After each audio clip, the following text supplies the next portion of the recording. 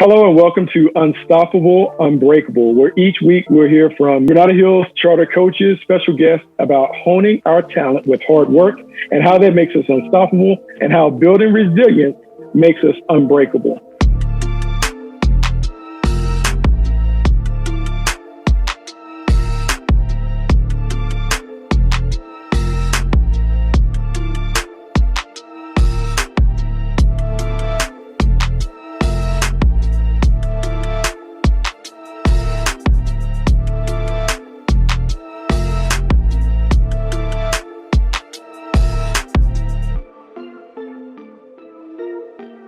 Welcome, everyone.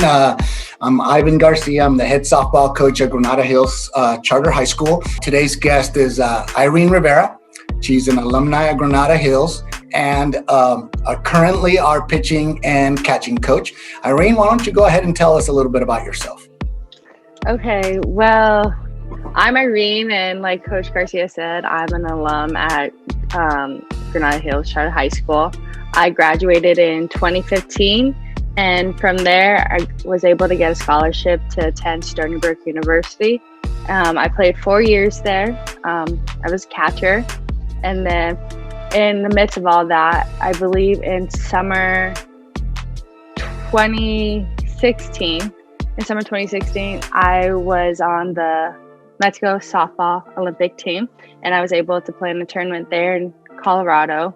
And then from there, I continued my journey through college. And then after college, I played professional in Sweden. And while I was playing there, I was able to coach and play for the team that I was on.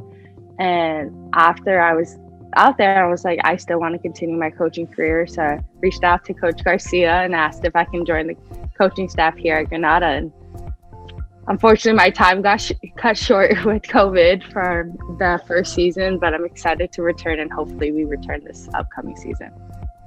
Out of all the experiences, because you've had international experience, you've had college experience, you've had high school experience, how have those experiences shaped your specific coaching style, what you're trying to convey to the girls? So, I like to look at my career in like three different phases, where it was my travel ball career, where that career was just hard all the time. It was like, we need to get this done, we need to get you signed. And it was almost like a job in travel ball. It was just strict, hard, and like there was really no emotional bond built there. It was a job. You're trying to get your job done to get a scholarship. And to where my college career, it was more of an emotional bond, just for the fact that I was able to create connections with my teammates and my college coaches. They're almost like a parent to you. You're there on their terms for 4 years. And so you have to communicate with them, and you have to make a bond and see what's working, what's not working. And with international, there's a language barrier with there too. So it's a different way of communication, trying to find what's comfortable for them. So I think all three of those kind of help me mesh into what I like to coach. I know every player is not going to be the same player. So I might have to go harder on some player because they're able to take that and they're able to push from that grind. Whereas some player, you have to keep asking them questions why to understand what mistake they're making. And then there's other players where you almost kind of have to be a coach and a friend to them because they probably are missing that bond to the softball game. So helping them create a bond in some particular way is going to help them grow in the game. So I like to look at the kids that I'm coaching and try to see what they would like in their coaching experience. Earlier you had mentioned that you got a tournament with the Mexican national team and working towards the Olympics. For a long time, softball was not part of the Olympics. And a lot of girls had an end to their careers. They knew there was a line that wasn't going to be crossed.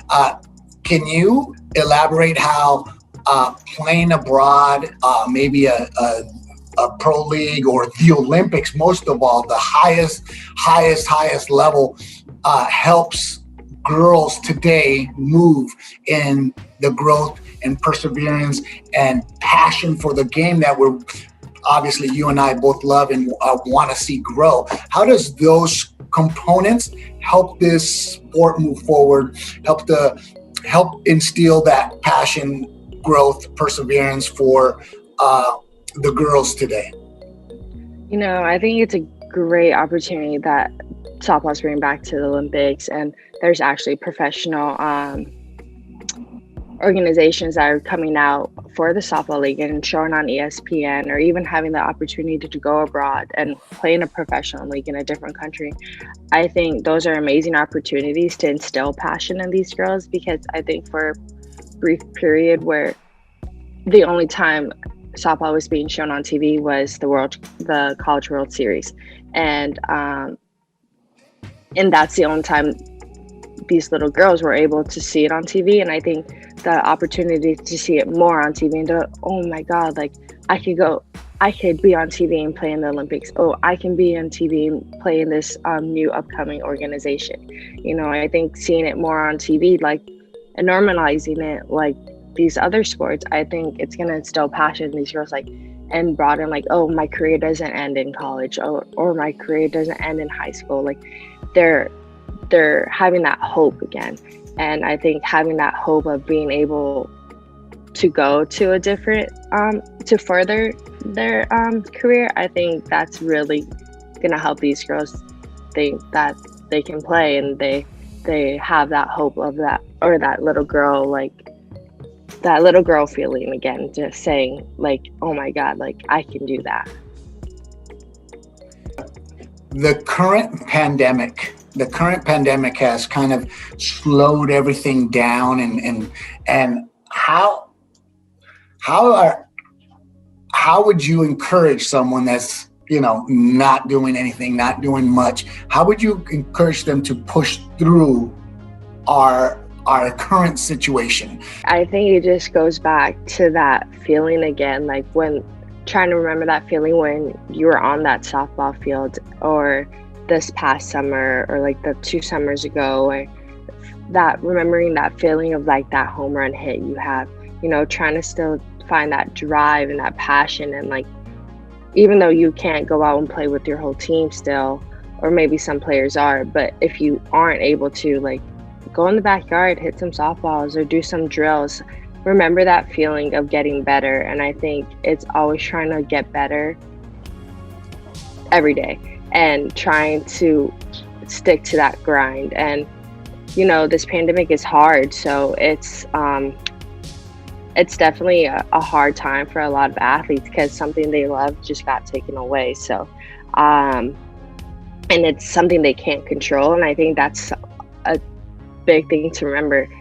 Control your controllables. Yes, you're not able to go play out in these games every single day now, but you're still able to go in the backyard, throw a ball against the wall, take some grounders, or have your parents go toss you, front toss, you know, and you're able to do that. So remember to do that every day and go out and try to get better while you can. And then once we are able to go out and play softball again, go out and show out, and remember that you've been practicing still. So all that's going to show in your game. Our sport doesn't really grow unless it has grassroots, unless the little 8-year-olds, 9-year-olds throwing the ball all over the field. If you recall yourself in that, how will you, or would you, if you're, hey, I'm going to go to Northridge, I'm going to go to Sybil, how am I going to teach these little girls passion, perseverance? Because so many of them quit the game early. You know, I think one thing, I see a lot of girls quitting because they just aren't seeing the growth they want, or the excellence they want to see in themselves. I think telling them right off the bat, softball's a game of failure. Hitting 3 out of 10 on math tests, that's a fail. But 3 out of 10 in softball or baseball is a perfect great score, you know, batting 300. you're not going to get it on the first try.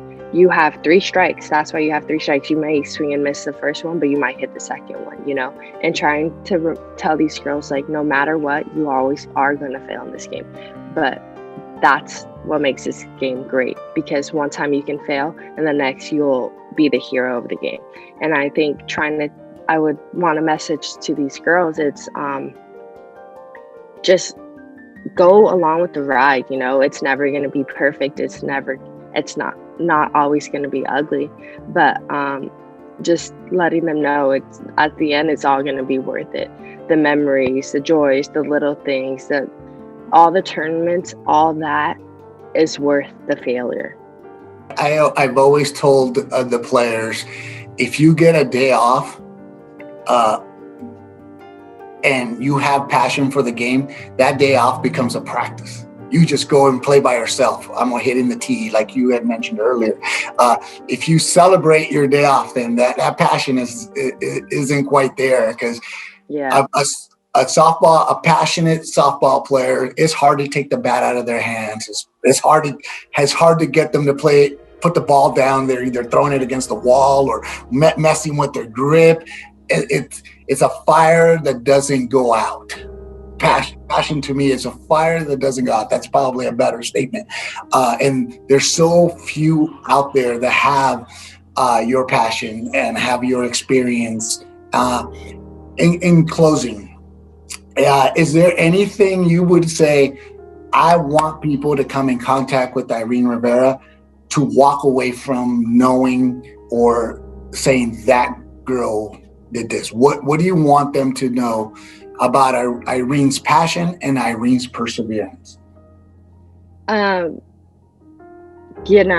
would hope they get away that your passion is going to drive you. Your passion is going to get you where you want to go. And as long as you have that passion, you're unstoppable. Your passion is going to make you persevere anything you want.